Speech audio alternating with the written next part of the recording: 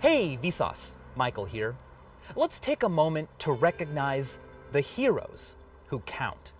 Canadian Mike Smith holds the world record for the largest number counted to in one breath, 125. But the world record for the largest number ever counted to belongs to Jeremy Harper from Birmingham, Alabama. In order to set the record, Harper never left his apartment. He got regular sleep, but from the moment he woke up in the morning until the moment he went to bed at night, Harper did nothing but count. He streamed the entire process over the internet and raised money for charity while doing it, but after 3 months of counting all day, every day, he finally reached the world record, 1 million. Now, a million might not sound like a lot, but think of it this way. 1,000 seconds is about 17 minutes, but a million seconds is more than 11 days, and a billion seconds, well, that's more than 31 years. There's no full video online of Harper counting all the way to 1 million, but you can watch John Hartchick count all the way to 100,000 if you have 74 hours to spare. John also has some other channels. One involves more than 300 videos of himself eating carrots. Another, more than 3,000 videos of himself drinking water. Many of John's videos literally have no views. They are as lonely as a video on YouTube can get. A great way to find such videos is a website made by Jan Vanderkruisen. This website autoplays videos on YouTube that no one has yet watched. John and Jeremy, as well as Mike, the one breath counter, counted like this. 1, 2, 3, 4, 5, 6, 7, and so on. But that's not the only way to count, and it doesn't seem to be the one we're born with. Additive counting is the one we're all familiar with, where each next step is just one added to the last. But what if we multiplied by a number instead? Well, that kind of counting is logarithmic, from arithmos, meaning number, and logos, meaning ratio, proportion. On this scale, similar distances are similar proportions. 1 is a third of 3, and 3 is a third of 9. 4 is a third of 12, and so on. Our brains perceive the world around us on a logarithmic scale. It's believed that almost all of our senses are multiplicative, not additive. For example, how loud we perceive a sound to be. 2 boomboxes playing at the same volume don't sound twice as loud as one. In order to make a sound that is perceived as being about twice as loud as one boombox, you actually need 10 times as many, so 10. And to double that loudness, you would need 100. And to double that loudness, you would need 1,000. Having an intuitive sense of logarithmic scales built into your brain is probably an advantage when it comes to natural selection and survival, because often proportion matters more than absolute value. For example, is there 1 lion hiding over there in the shadows, or 2? Is a very different question than, are there 96 lions about to attack us, or 97? Sure, in both cases I'm just talking about 1 extra lion, but adding 1 lion to 1 lion doubles the threat. Adding 1 lion to 96, well, that's basically nothing. Logarithmic thinking and feeling may explain why life seems to speed up as we get older. It seems like I was a child forever, and then college in my early 20s just whizzed by. And logarithmically, that makes sense, because each new year that I live is a smaller fraction of all the other years I've already lived. When you turn 2 years old, the last year of your life is half your life. But when you turn 81, that last year that you've lived, well, that's just a tiny part of the other 80 that you know.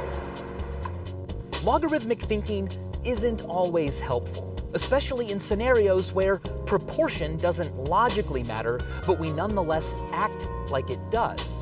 One of my favorite examples is the psychophysics of price paradox. This is something almost all of us do. Research has found consistently that people are willing to put a lot of effort into saving $5 off a $10 purchase, but they won't put much effort into saving $5 off a $2,000 purchase.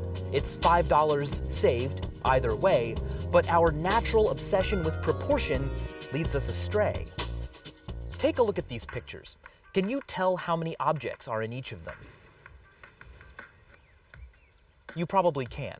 It's like really easy. You can tell if there are 0, 1, 2, 3, or 4 objects in a photo without even needing to count. How are you doing that? Is it some sort of sixth sense? No. Psychologists call it subitizing. We can intuitively, at a glance, determine whether there are about 4 or fewer objects in a photo. This has been part of human culture for a very long time, and it may be the reason so many tally systems from all over the world, all through history, wind up having to do something different when counting the number 5. When estimating or comparing amounts above 4, the brain uses what's known as an approximate number system. It's a psychological ability we have that's about 15% accurate. If 2 amounts are at least 15% different, we can tell. So, for example, 100 objects and 115, or 1,000 and 1,150 or 1,200. If you want to test the accuracy of your approximate number system, Panamath has a pretty good test. We often take linear additive counting for granted, but it's not granted to us. We aren't born with it. We are, however, born with the ability to subitize and use an approximate number system. Children younger than the age of 3 can tell without counting that this line of 4 coins contains fewer coins than this line of 6, even if you spread the 4 coins out into a line that is physically bigger, longer than this line of 6. However, mysteriously, around the age of 3.5, children lose this ability and begin saying that this line of 6 coins contains fewer coins than this long line of just 4 coins.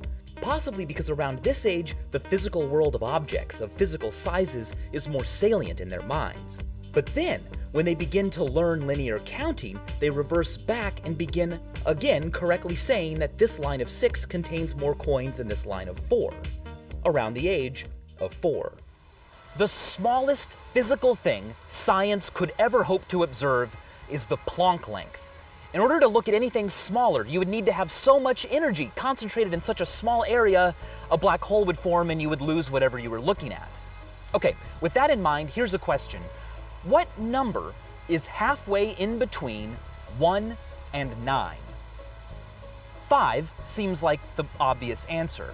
There are 4 numbers on either side of 5, it's halfway between, right? Well, if you ask this question of a young child or a member of a culture that doesn't teach a linear additive number line, their answer will be 3. You see, they are exhibiting the human mind's natural logarithmic tendency, because 3, in that sense, makes sense. 3 is 3 times larger than 1, and 9 is 3 times larger than 3. 3 is in the middle, proportionately. But what if we took that logarithmic number line and changed the 1 to be the smallest thing we can observe, the Planck length, and the 9 to be the largest thing we can observe, the observable universe? What would go in the middle? Well, as it turns out, we would. The number of Planck lengths you could stretch across a brain cell is equal to the number of your brain cells it would take to stretch all the way across the observable universe. So, welcome to the middle. And as always, thanks for watching.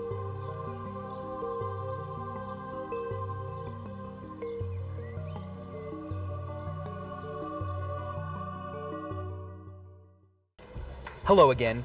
The YouTube channel Field Day recently gave me an opportunity to explore Whittier, Alaska, one of the strangest places humans call home. To see why and to see me investigate and talk to the locals, click the link in this video's description or on the annotation here on this video. It was really fun, so give it a little looky look.